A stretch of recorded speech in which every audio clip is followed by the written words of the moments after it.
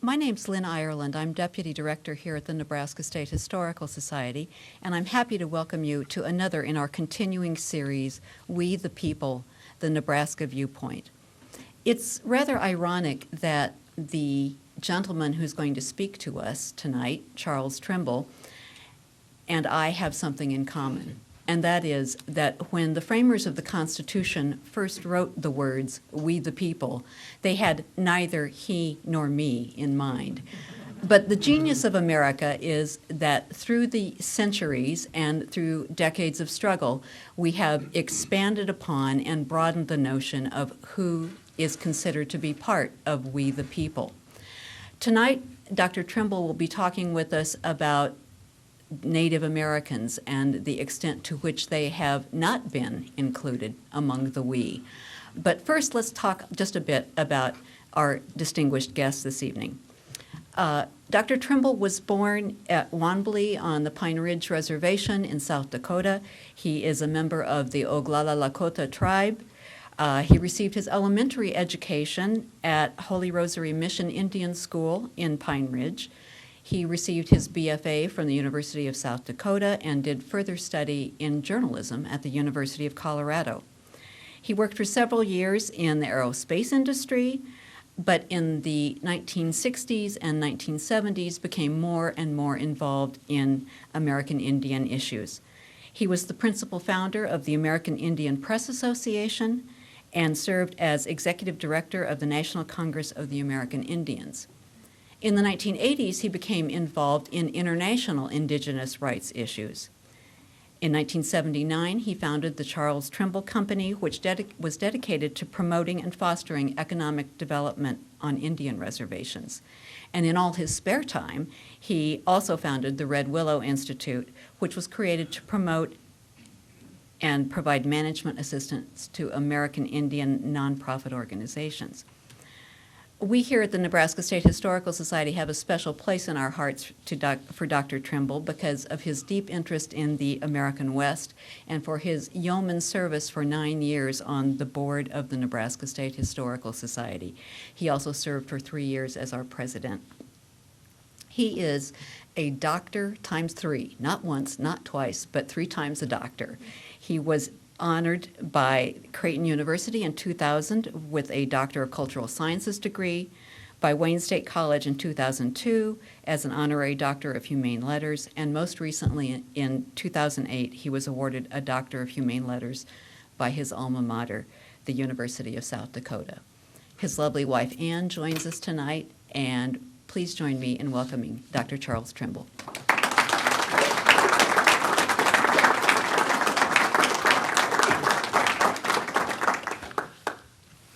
Lynn, that wasn't so bad. Thank you. She said, I've got to introduce you tonight. And I said, well, I hope you enjoy it.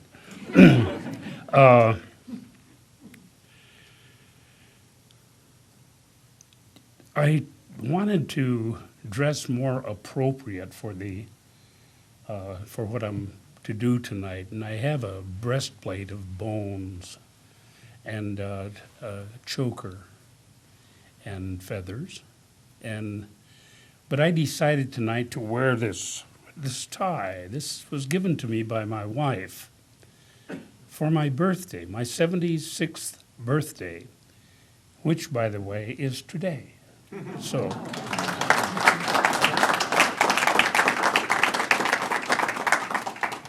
my wife is laughing back there.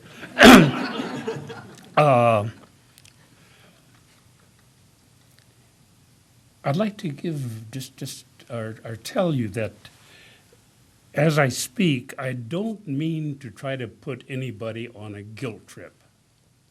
I don't want to be the perpetual victim or present our people as frozen in victimhood forever.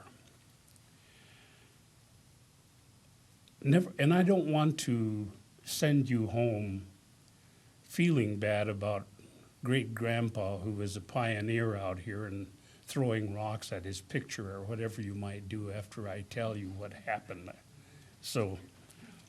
But what I have to say is not a nice story. It isn't. There's no other way to present it except for what it is. And I will try to be as true to history as I possibly can.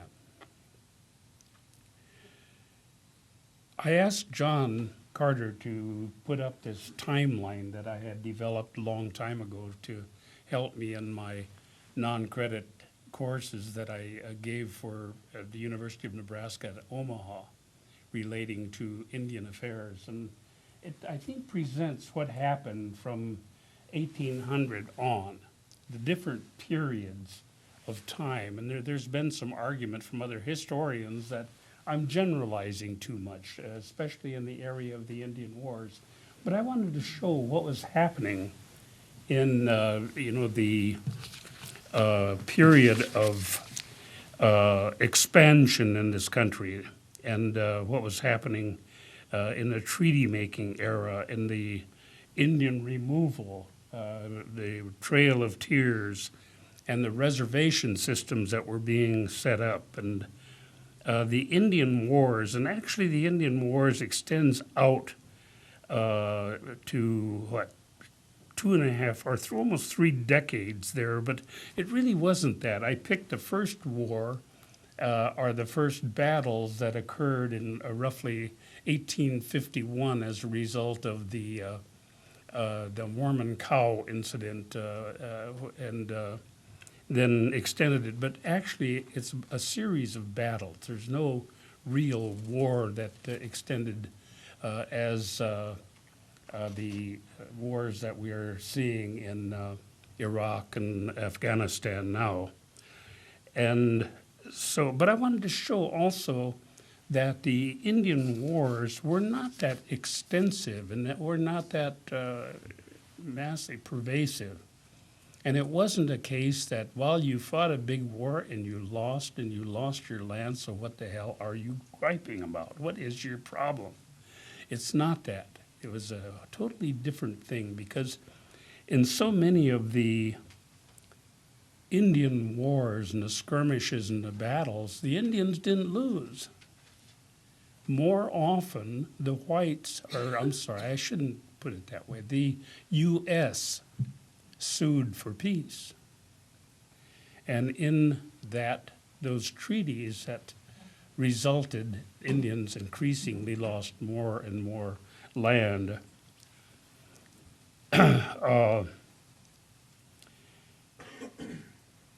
Then we get into, after that, the process of what was called concentration. I didn't realize that. I always thought it was just removal, but I'm reading more and more in history that it was called concentration, and that describes it better, that the Indian tribes were being placed in a situation where they were more controllable, if you will, on Indian reservations, moving them west of the Mississippi into Indian territory, which was Oklahoma, and much of Kansas, really. And all of that was to, in President Jackson's words, it was a humanitarian act, to get them out of the way of these smelly old pioneers that are coming out and messing with them and stealing their crops and whatever. So we're going to save you. We're going to send you out to Oklahoma. God, isn't that awful? Not at Oklahoma, but, well, yeah, or,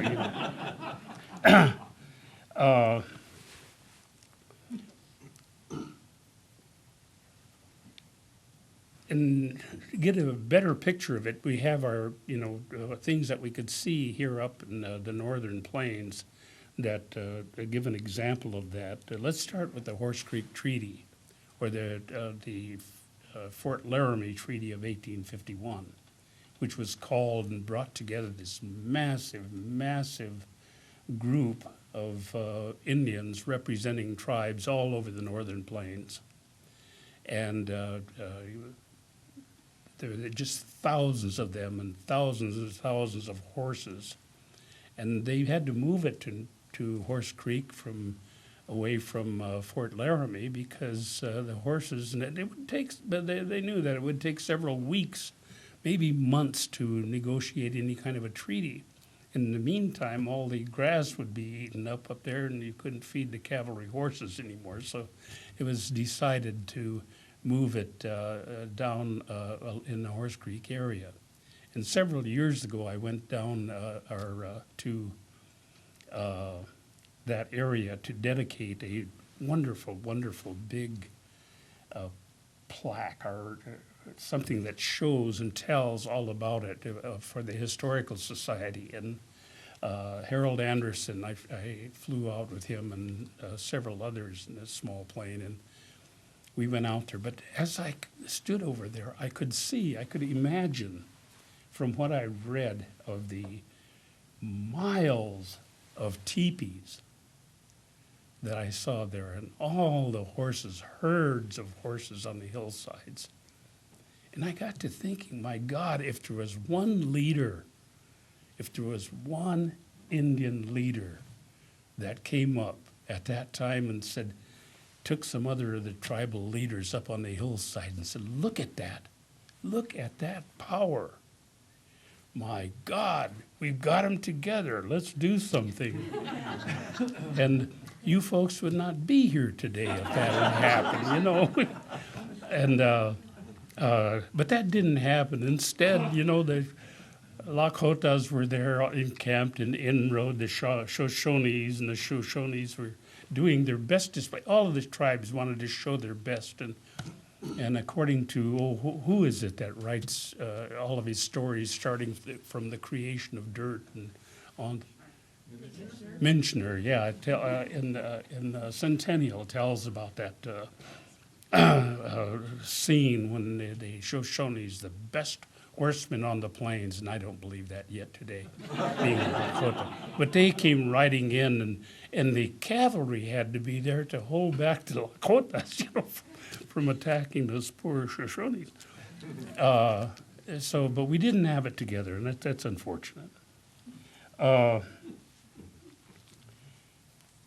anyway, through the process of concentration, the tribes found themselves in increasingly smaller and smaller enclaves within this great area. From the next big treaty for, at least on the northern plains, at Lakotas, was 1868 at Fort Laramie. And it was decided then that the Great Sioux Reservation would take in all of western South Dakota, west of the Missouri, a good part of Nebraska, northwest Nebraska, a good part of Wyoming, and that would be their territory. And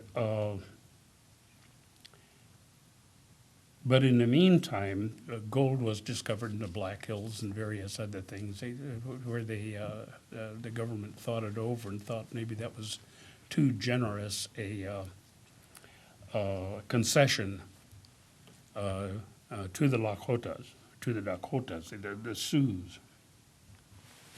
So they ended up on reservations, and reservations was a totally new transition, totally dislocation for the people. And seemingly, in historical terms, almost overnight, they found themselves without the game, without the territory, without many of the resources, including horses, which in many instances were taken from them, and arms and ammunition. And so they entered into kind of a period of colonial control, and it was really colonialism at its greatest. The way the tribes found themselves.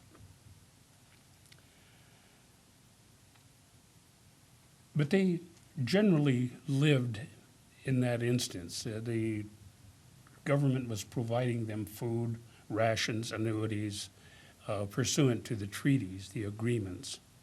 And it wasn't very good, but it was, I guess, better than nothing. And the tribes were finding themselves very much at a disadvantage to do anything, except when a bunch of them left the reservations and went on a great hunt into the Montana area. And General Custer decided to, or not only General Custer, he happened to be a small part of a big campaign to sweep in on the Indians and put them back on the reservation. And Custer had the misfortune of finding them and writing down on them. And if I may recite a poem that I had written in the genre of a limerick, a general by the name of George Custer, with all the troops he could muster, rode down on the Sioux and got himself slew. Said Crazy Horse, serves you right, Buster. But anyway, I it's unfortunate that the rhyme scheme of limerick is so tight, because I could have thought of some more appropriate names that Crazy Horse could have used, epithets.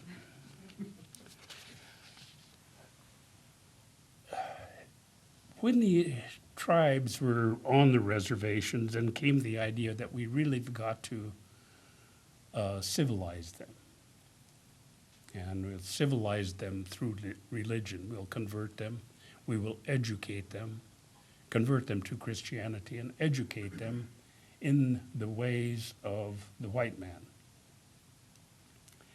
And one of the things that we would do is break up their land holdings. We've got to break the tribes. We've got to break the chiefs, because the chiefs hold those tribes together. And as long as they're part of the tribes, they will not enter the society at large, or what was becoming the society at large by then. And so there was all these moves to do that. And one of them was to break up these tribal holdings into individual parcels, which would be allotted to members of a tribe as that member reached his age of majority. And it was in parcels of 80 acres and 40 acres. 80 acres if you were a family man, 40 acres if you were an individual, single man. And provide you with some of the materials to become farmers. That was what was going to be the process of educating them and civilizing them. And so that was done, and the reservations were broken up. That was to encourage individual initiative through native farmers, that if you own this land, you would look at your neighbor who owns the next section of land and see what he is doing, and you would get in competition with him, and you would improve your own skills to compete with that person for markets, and the story. I've got to insert a story here. At the National Congress of American Indians, we decided to give an award to a congressman and a senator every year in thanks for things that they had done for American Indian people. And I had read in a book about a certain Senator Henry Teller, the very first senator from the state of Colorado when it became a state. And he gave this speech while they were talking about this Severalty Act, or the General Allotment Act, and he said, if I stand alone in the Senate, I want to put upon the record my prophecy in this matter, that when 30 or 40 years shall have passed, and these Indians shall have parted with their title, they will curse the hand that was lifted professedly in their defense. And if those who are clamoring for that legislation now understood Indian religion, Indian culture. They would not be clamoring for it at all. And I just love that. So we named the award the Henry Teller Award. Subsequently, not too long after that very first award, which I think we gave to good Sam Irvin, and this was back during the hearings of Watergate, and he had done a lot for the tribes in North Carolina. Somebody pulled me on the side. They said, "Do you really mean to name this out after Senator Teller?" And I said, "Oh, yes, he gave this wonderful speech." Well, it seems that after he gave the speech, he got convinced that that wasn't a wise speech after all. And so he suggested and introduced legislation to checkerboard the reservation and to put whites, Indian white, Indian white. That, you know, if you really want to learn from the whites, we're going to mix them in with you and stuff like that. And of course, you know what that would have ended up being. It wouldn't have lasted very long in Indians' hands. So anyway, the Indians ended up in the under the control of the Indian agents and what would later then become the Bureau of Indian Affairs. And I want to mention one more thing, that from 1887, when this legislation was passed, up to 1900, 13 years, the Indian land was depleted from 150 million acres to 78 million acres. And a lot of that was because the land, after it was allotted to Indian people for a period, and there was an end to that that period, then the remaining land would be opened up for settlement for profit. And strange things happened. On my own reservation at Pine Ridge, you have a big reservation that consists of, it used to be Washita County and Shannon County and a box called Bennett County. And on the Rosebud Reservation, you had various counties, and you had Todd County down there. And just very neatly, those two counties were not allotted. But it also very neatly, they were the most productive agricultural counties that one could think. So it really shows that the tribes didn't have a chance, to. And I really think also that they didn't have an appreciation of the land, that land, agricultural land. Their ideas of land was, first of all, how can you own it? You don't own land. You don't own the sky. You don't own, the air around you. And there was that feeling. It was just beyond their comprehension. How can you say that you own this land? So anyway, that was a situation. So the tribes found themselves existing in a colonialized or colonized state under the control of the Indian agents and the Bureau of Indian Affairs. And there were prohibitions. I'm sorry. Excuse me. Prohibitions, religious prohibitions,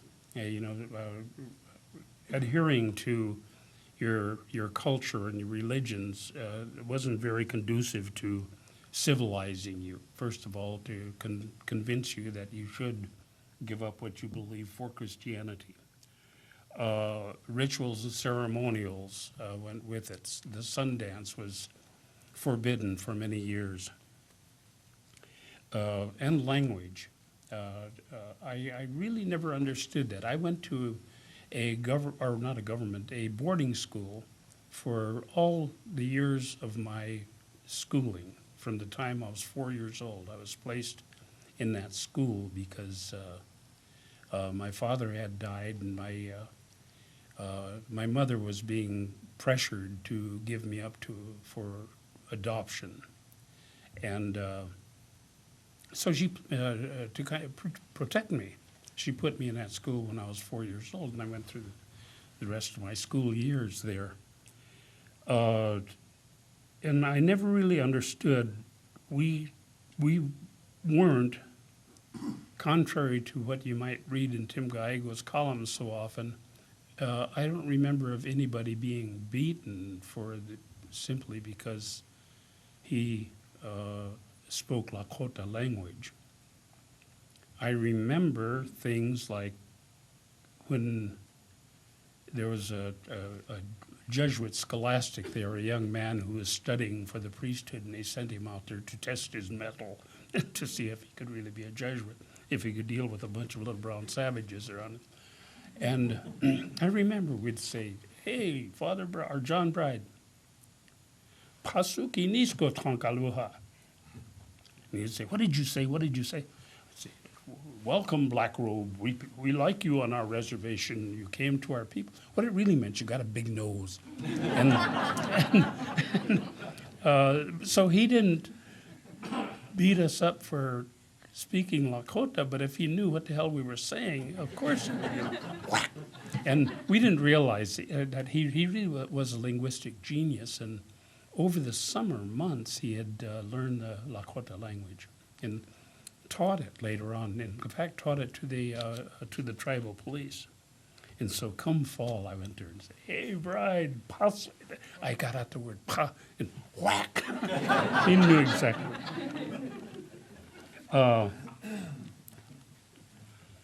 Anyway, existence in a colonial state under the control of the Bureau of Indian Affairs, and those prohibitions. And then the governance that they controlled was all municipal services, including roads, infrastructure, everything else was under their control.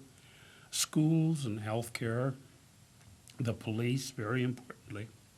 Land and development, they had this trustee responsibility, a fiduciary responsibility for that land, to take care of it for the Indian people and to make sure that the Indian people, the Indian owners, got the greatest benefits from it. And they also had, very importantly, the treaty distribution of treaty annuities and rations, and that was great control.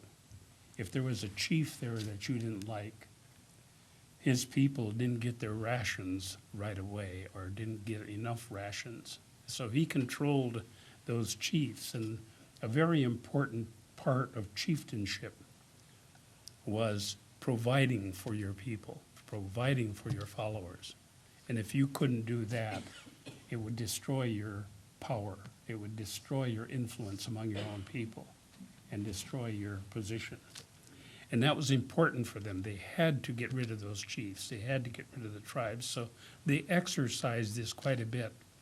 And there are wonderful accounts of the fight between Valentine T. McGillicuddy, who was the agent up at Pine Ridge, and Chief Red Cloud. And as Red Cloud was getting old and blind and everything else, he was still fighting McGillicuddy, and he was going back east with the help of reformers back east and church people back east who wanted him there and to speak. And the Nebraska Historical Society and Eli Paul did a wonderful book on the photographs of Red Cloud, and he was the most photographed person up to a certain time in the history, including Abraham Lincoln, or no, second only to Abraham Lincoln. And so, that type of fighting went on, but the control that agent had over the tribes. So you have to appreciate, and I guess that's what I'm trying to say here, how those tribes held together. This was tremendous pressure to destroy them, and they still held together. And then there was finally the fiscal trusteeship.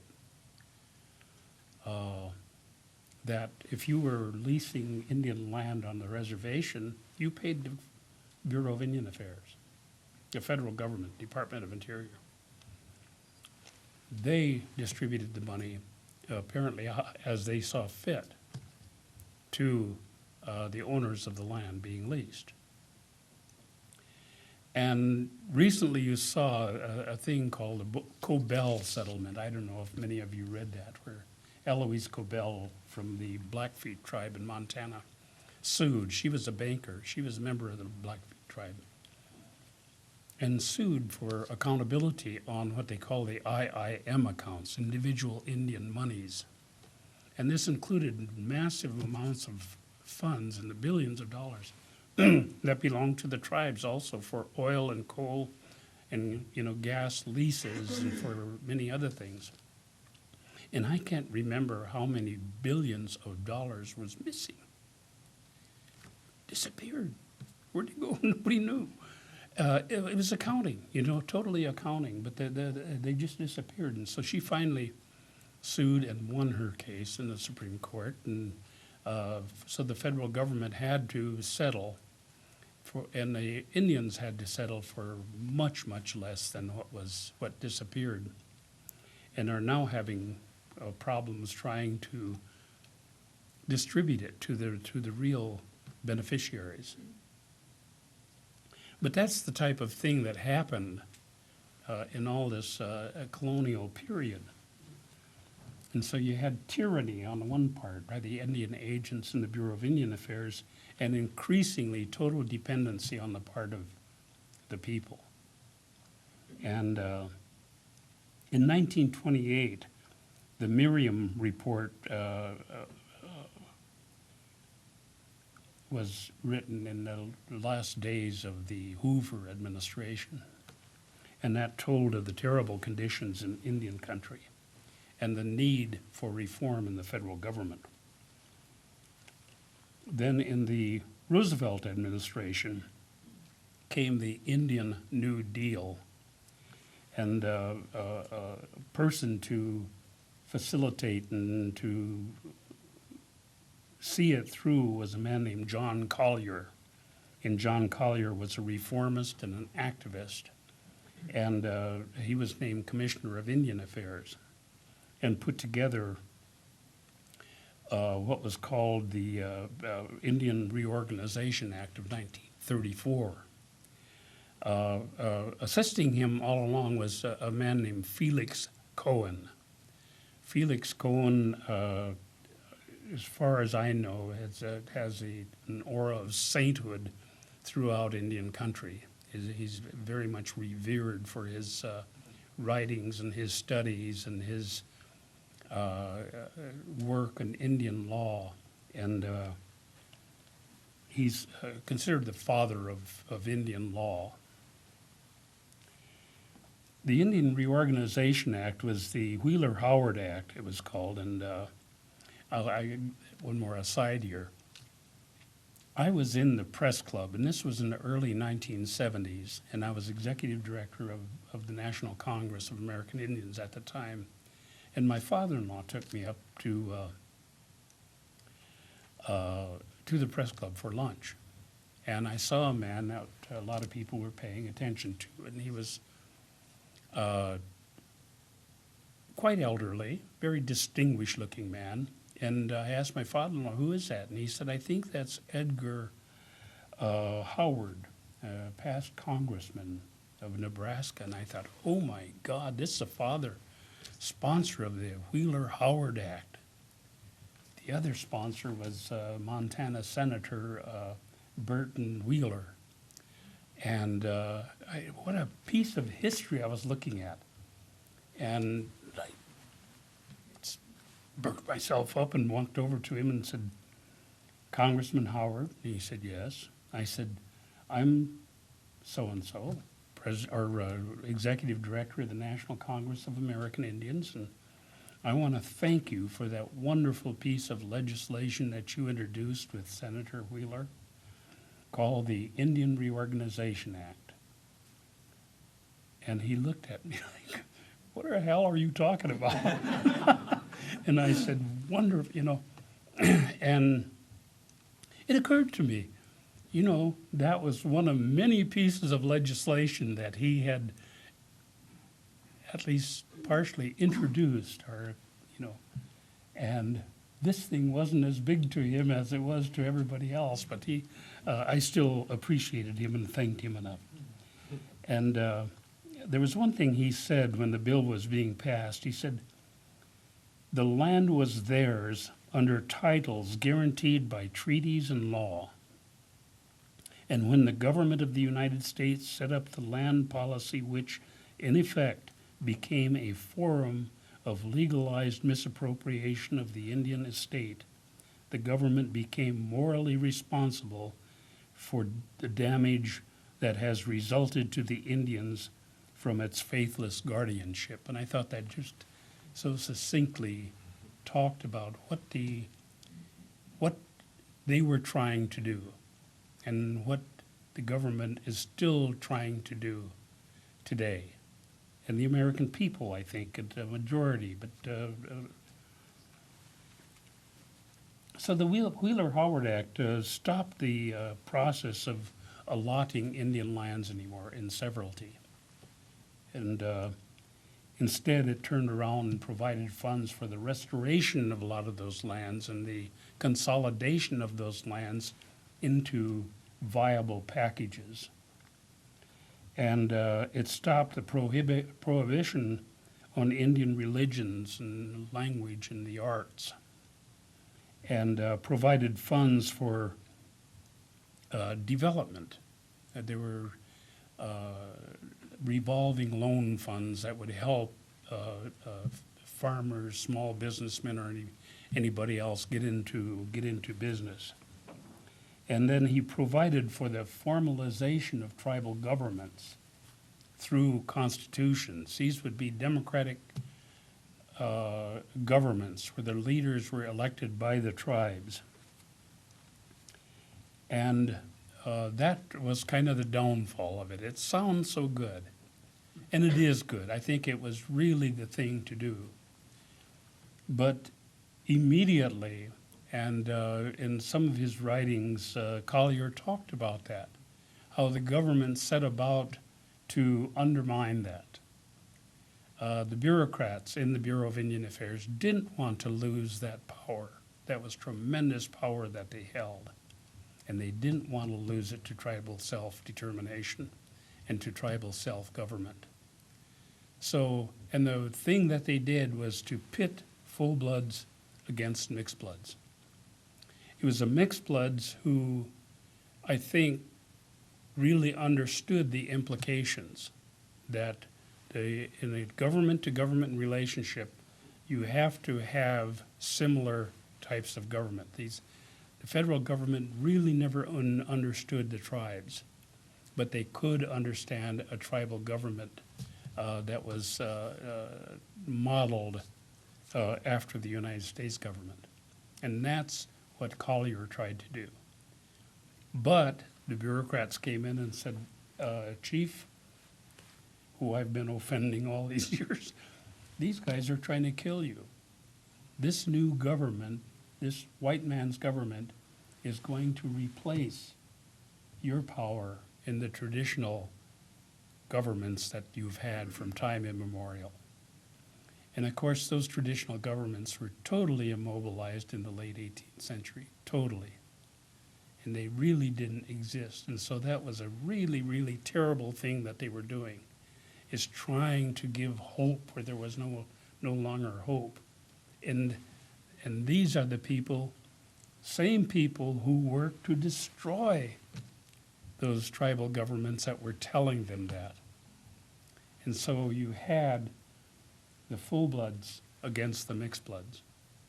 And to this day, you still have problems up at Pine Ridge that it's an IRA government. The tribes had to have their own process of voting on what it would be to adopt that constitution and that form of government, the IRA government.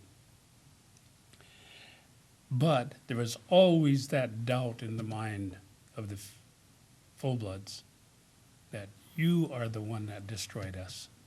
not those guys in Washington, but so it put brother against brother, and it just never has healed. Pine Ridge has never really healed. And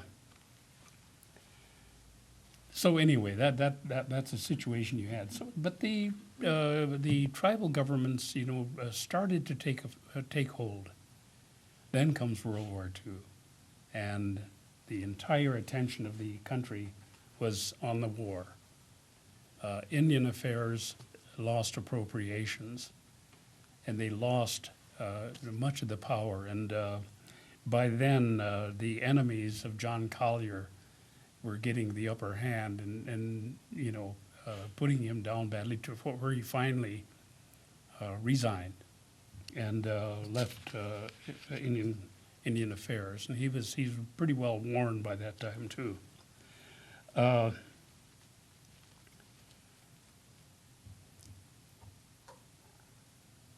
So you saw the demise, really, of the new Indian New Deal. And in the last days of the Truman administration, there was another commission, the Hoover Commission, to study Indian affairs. And where you saw in the Merriam report, in the end of the Hoover administration, they studied and made recommendations on what there should be. And I was reading, I copied the following from something I had read. It said Hoover's Quaker upbringing influenced his views that Native Americans needed to achieve economic self-sufficiency. Hoover supported efforts to achieve Indian assimilation, sought to reduce the federal role of Indian affairs to the minimum. He wanted to have Indians acting as individuals instead of as tribes, and assuming the responsibility of citizenship, which had been granted pursuant to the Indian Citizenship Act of 1924. So he had good intentions. It's strange. The Quakers were strong supporters of Indian people throughout the years, but when the Indian Allotment Act was being passed, a lot of the support for the Indian Allotment Act was on the part of the Quakers and other well-meaning Christian groups. And it was for this purpose that they thought they were doing the best for Indians. And through those years, nobody went out and asked the Indians, what about you? What do you think about it? So these things happened. Then came the Eisenhower administration. And again, Eisenhower is a man that I really appreciate, I admire. And I think that it was more his lack of knowledge of this and other issues that were growing in the world stage that caused him to be less astute in the area of Indian affairs. And then came what they call the termination era, which resulted directly from the Hoover report. And termination said that it would discontinue recognition of tribal sovereignty.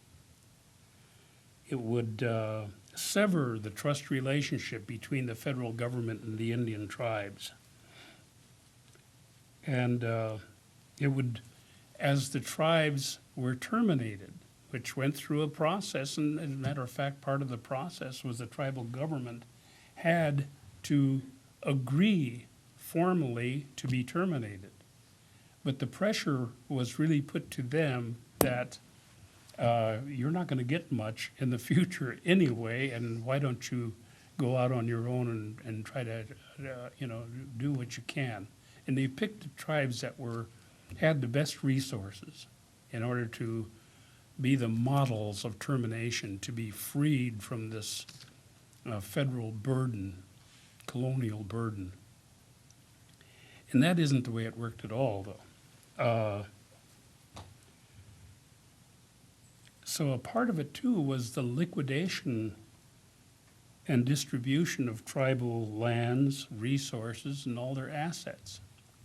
And so this was something that they promised also, that when your tribe is liquidated, we're going to distribute this money and these resources to you individually. And a lot of people fell for that, especially, again, the mixed bloods. And a lot of the urban Indians away from the reservations, which really didn't matter to them. And one of the places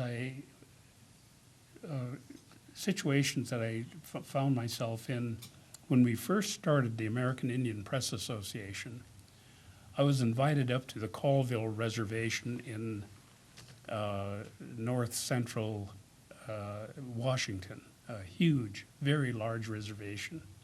And part of its property is the lake, which is backed up by this, I can't remember the dam. Hoover Dam, yes. And so they have wonderful resources and timber resources and everything, and they were in the final stages of being terminated. And there was a woman named Lucy Covington, a wonderful, wonderful woman. She was a chief. She looked like a chief. She was big, and she had one big braid down the back of her back, and just one of the most tremendous leaders I've ever met. And she called me up there to help her start a newspaper, and I went up and, she worked me to death. I'll tell you what I want.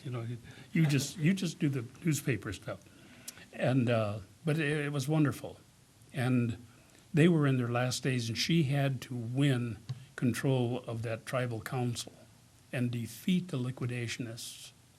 And rallies that we would have out up there, the liquidationists would run cattle through our rallies, stuff like that, all kinds of, and very, very interesting. So I got a piece of that, how, again, you split the tribes, again, you do those things to destroy that tribal cohesiveness or the cohesiveness of the people. Then you can conquer, then you can do what you want. But when we started getting into figures, that your reservation is going on an estate sale. All the monies that they're promising you, that's not the case. And we talked about all of the interested, and I remember a campaign, my father-in-law was an ad man in Omaha, took up the cause with me, and we did these campaigns to send to people in the urban areas and stuff, and we pictured it all as the vultures are coming. Their land interests, water interests, timber interests, coal and oil and gas interest, coming to pick your bones clean, and that was it. And we won. They changed it, and so the Colville tribe is still up there, with all of their resources, doing well, thank you. But they wouldn't have been there. So anyway, another thing too is the state jurisdiction would take over, and they even saw that coming and passed what was called Public Law 280. And Public Law 83-280 was to give states jurisdiction on certain reservations, including all the reservations in Nebraska. So the tribe lost a lot of jurisdiction. They lost a lot of their sense of sovereignty in that. And we have in our audience tonight Judy Goshkibas, who did an awful lot to mitigate that situation over the past 12 years or so that she's been the director of the Nebraska Commission on Indian Affairs, has done a wonderful job, but she knows exactly what I'm talking about and what exactly the problems that came from that were, like my sister. Another thing, too, is a relocation program where after the war, many, many Indians served in the war, more proportionally than any other ethnic group in the country, I think it's been determined. And all of them enlisted. There was no draft on the reservation. They all came and enlisted and fought in World War II and the Korean War. But when they came home, they had a different view of the world. And they came back wanting jobs. They came back wanting to raise those families that they had left and all of that. And there was nothing on the reservations. No jobs, nothing to help them. So the federal government said, aha, we can help you. What we'll do is we'll create a program that'll provide funds to transport you to, I think the big centers were Cleveland, Chicago, Oakland, San Francisco, Los Angeles, Dallas, St. Louis, and all those places, interestingly enough, not places that were in close to reservations like Minneapolis, or that's too close to Indian country. We want to get you out of Indian country. And so they would help you get there, and they would provide you certain funds to, or help you find a place to live and provide you certain funds for your subsistence, and help you find a job and training for the job. And this was, and it helped a lot of people. There are a lot of people still out in those cities, productive, tax-paying citizens, enjoying life, having raised their children. Many of them came back to the reservation, and many of them have come back and taken, as a result of their experiences, have taken leadership roles. But an awful lot of them were lost in those cities too. A lot of them were victims of crime and victims of alcoholism, drug abuse, and just you know, total waste. So, but that was it. It was seemingly a good thing that the federal government did for the Indian people, but it also took care of a problem to rid Indian country, the reservations of Indians, so we can make better use of their lands and terminate them.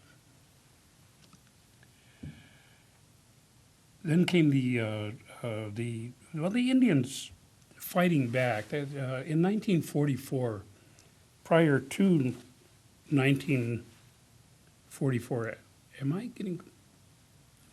I'll wrap it up fairly quickly. The National Congress of American Indians was created.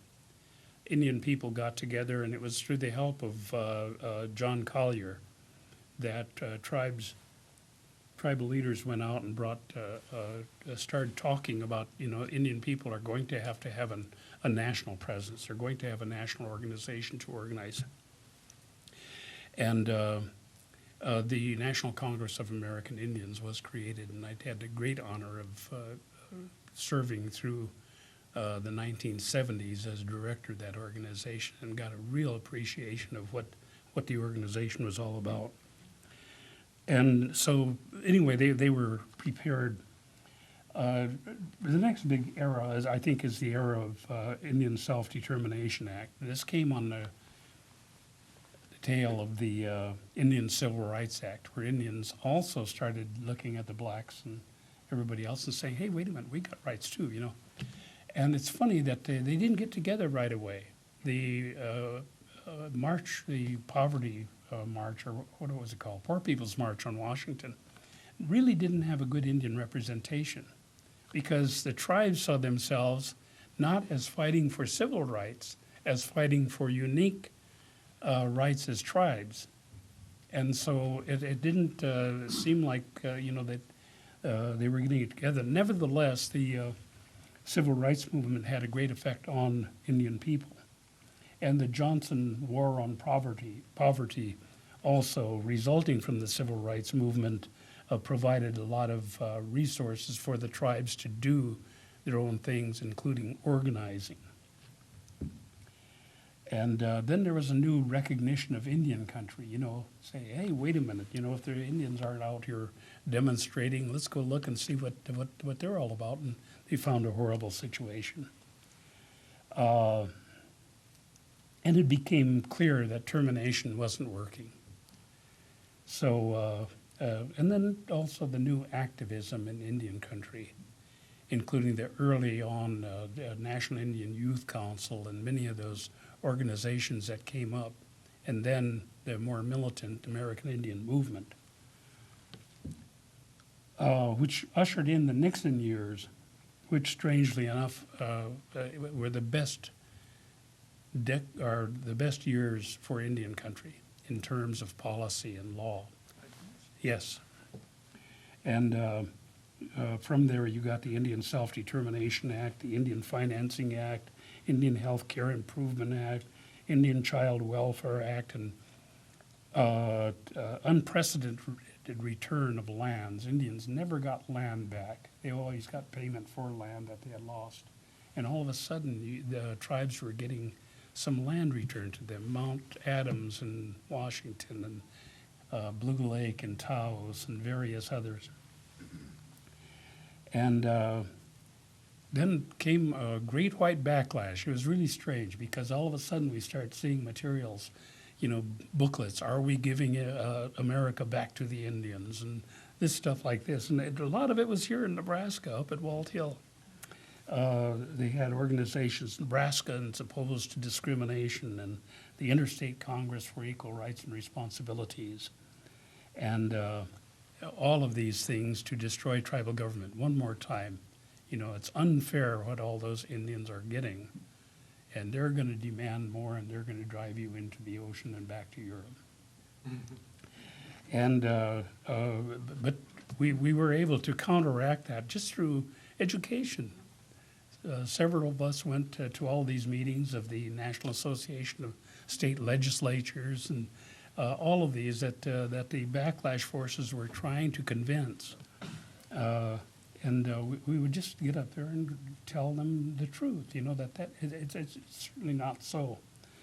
So we won anyway. But now we have a newfound power of sovereignty and self-determination.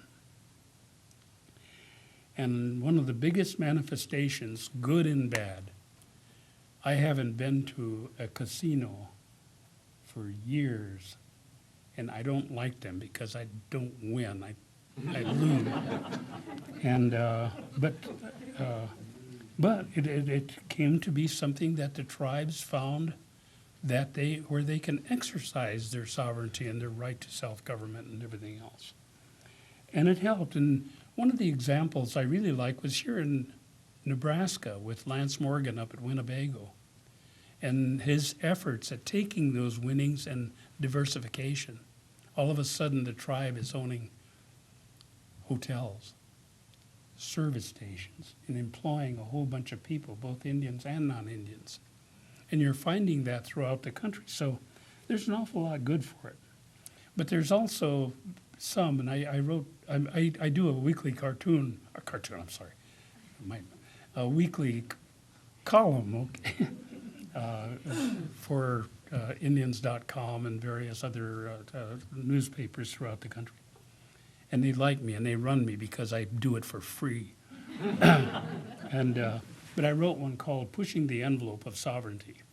When you really start doing things that are offensive to your neighbors, then you're going to attract this kind of backlash. And there's one tribe that even has where you can circumvent state law by hosting these people that'll lend you money, $5 before payday for $10 when you get paid, and stuff like that. And those are abuses that we've really got to fight. We really can't do that.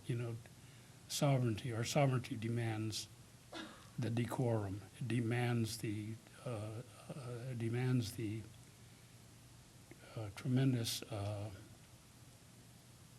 respect that we expect people that we should give it ourselves.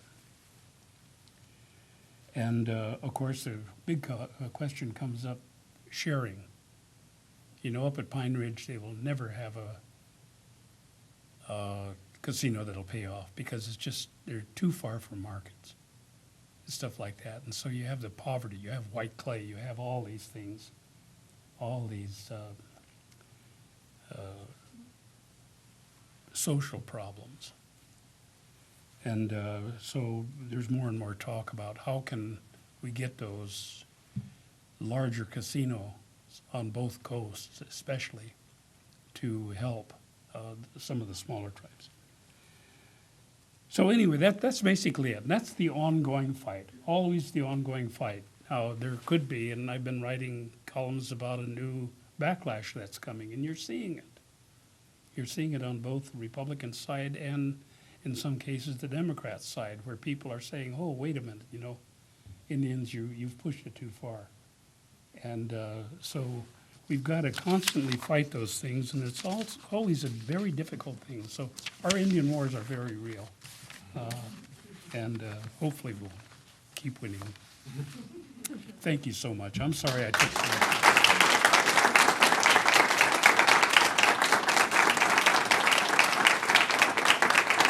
John Carter said no questions. I got to tell you, too, I gave a talk.